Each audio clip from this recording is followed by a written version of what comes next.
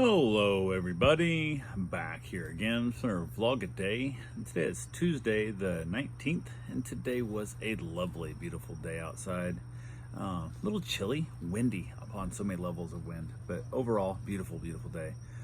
Got this morning fairly early, not real bad, but had to get my wife up and out of bed early, so got up, chased her out of bed, ended up out here in the hot tub.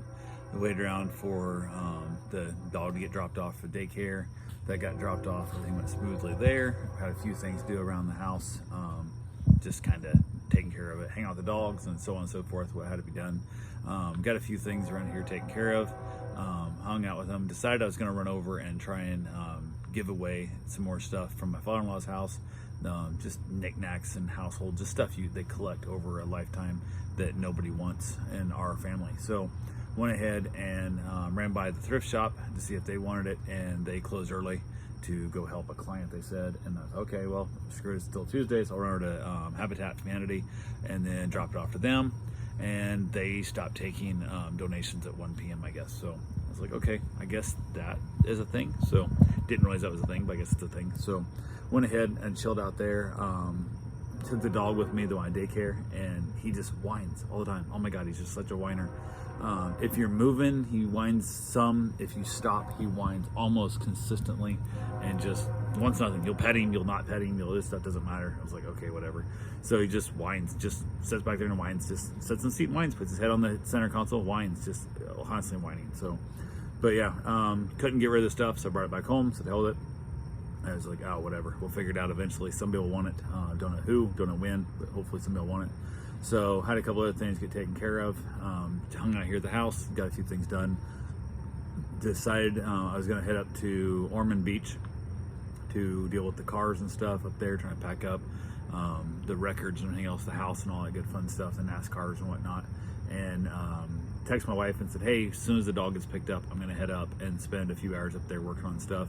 And didn't hear back from her. So like, well, screw it. Dog got dropped off or got picked up, and I said, hope it's not that big a deal. So I headed up, jumped in the Corvette, took it up there, drove for the first time the top up. It makes, I think, more wind noise for the top up than it does the top down, but I haven't been doing 70 on the interstate with the top down either though. So felt kind of weird during the top up, because I was like, I kind of plan on like never driving the top up because it's Florida and it's convertible, so why would you have the top up? But went ahead, did that, got up there to the house, got a couple things taken care of, started packing up all the records, went around, always do a walk around the house, make sure nothing's broken or no windows or nothing, and always screwing around outside.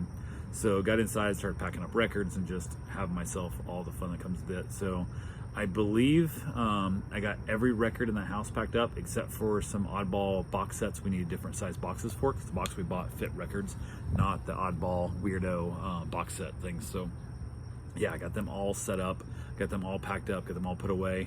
There's a few box sets, I'm gonna stick them in the one closet in the NASCAR room, I guess you'd call it. And they should fit on that shelf, I think. So we can get rid of the rest of the shelving. We just gotta I figured out, we're not sure if we're keeping the shelves or not. She kind of wants to keep the shelves. I really don't. I know the metal ones in the one room I want to get rid of completely, because they're, oh my God, they're so flimsy. Like, they barely, I don't know how they held the records they had on them now. I don't want the risk of them in my house kind of thing for liability, for insurance and stuff. I don't want to mess with it. So probably get rid of those, and when it comes time, I'll build him some actual wood shelves if we need to actually put them back on display where we're going with them. Yeah, that right there was a crazy one. I got that all done. Got a bunch of other stuff moved around, had all the stuff that was in the table that needed to be packed up that was able to be given away, got that all put away. Got a bunch of garbage moved out. We had a couple more shelves worth of, I have 4 shelves worth of boxes in the garage that I went through that were things we didn't know what was in them. So I basically unpacked them all, set them on the table so my wife can look through them. When she gets there, she can just kind of walk through and look at them all on the table, which will make it a lot quicker for her instead of unwrapped them. And it's funny because I found out early on in the process that if she unwraps stuff, almost every item she unwraps, if she sees it, she thinks she wants to keep it, puts it in the keep box. And then she goes, next one, oh, I gotta keep this one too, puts it in the keep box. But if I take and put all, let's say 50 items out on a table and say, hey, is there any of these in here that have sentimental enough you need to keep? She's like, this one or that one or these 2, not 48 of the 50 kind of thing. So it worked pretty well. So I got a bunch of them out there. There's a bunch of like just boxes full of like books and stuff. I'm not taking the books out. We got that, whatnot. So we got, I don't know, 12 shelves for the stuff we got to take, got to put in storage and stuff and whatnot. We're going to leave the furniture, I think, in the house, the bedroom sets and the tables and stuff. I want to get rid of the kitchen table before we list the house for sale for certain. I went ahead and got rid of some rugs. They're just, oh my God, they're covered in cat piss and stuff. They were gross. Got rid of them and whatnot. Got them out. I did check the lights on my car because I realized I haven't driven it dark. So I checked to make sure my headlights actually came on, and I have tail lights. So I assume I have brake lights when the cop pulled me over. He didn't write me a ticket for tail lights and brake lights and stuff. So I assume they work. But I was like, I better check that before it gets too dark because I got to drive home in the dark, and I realized I might not be able to. So luckily my headlights, they came on at least while sitting there. So hopefully they're good enough to drive home with. But I got stuff all packed up, got that all taken care of. Basically the house is done. I got one small section by the washer and dryer, a bunch of chemicals and cleaning supplies and stuff that I need to throw away, but the trash cans were full, so I had no room to throw it away. And there's a little bit of tools I gotta go through and get rid of, but the rest of it can just all go away. Like I'll be given away, and we got that stuff. I gotta get rid of those shelves because it makes that garage look small, and it's a very much oversized garage. So it's a very nice big garage, and I want to make sure that buyers see that it's a very oversized garage. So that is definitely something I'm interested in, making sure that we get that emptied out as best we can to show them what we have. We're going to leave all the shelving in the garage. We're probably going to leave a lot of that stuff there, and we got like lights and fans and all kinds of stuff we're going to leave in the house if the people who buy it want it. If not, we'll throw it away. We don't care. But gotta get that out. Gotta get the house a solid clean, and we gotta get that NASCAR room done. Trying to get Tuttle. He's gonna go up with me. He's gonna go up yesterday, couldn't. He's gonna hopefully go up Thursday, right up there with me and stuff. And he's gonna look at a bunch of them, shoot some video of it, put it on his podcast, on his show, and maybe try and help find people who are interested in buying it, put them in contact with me, and then go from there and get them sold. I'd like to sell the whole lot, and if not, I'm going to probably have him reach out to some other NASCAR fans that he knows, or on like the Diecast group, and be like, hey, if I buy you guys some beer and pizza, who wants to come up and help me pack these things up, at least into boxes? Because it'll take me forever. So if I can get 2 or 3 guys that know and love those tiny cars, I'll happily give them each a car or two, kind of thing. Not the most expensive, obviously. I'm not dropping like a $200 car kind of thing to them just for packing that stuff up. But yeah, I'd like to sell it all at once. I really would. The best offer we've had so far is $1,250, and there's 300 plus cars, which is disgusting. Like, it's $4 a car, and everybody's telling me they're $20-30 a piece, and some of them are $100, some are $150 cars. So I think at $1,250, if that's the case, I probably will just write him I'll hand him $1,250 myself, and then I will sell them for a profit. But hopefully I can get more money. So I think I can get more than that. $4,500, which is what he wants for them. I can't justify that. It's not worth my time of trying to sell them out.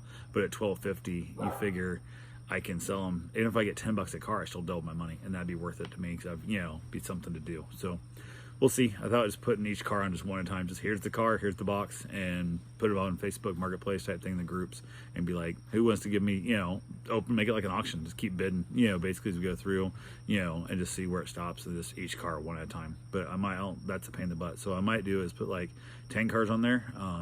High bid gets choice. You can take 1 or all 10, and then basically work your way down as those go down.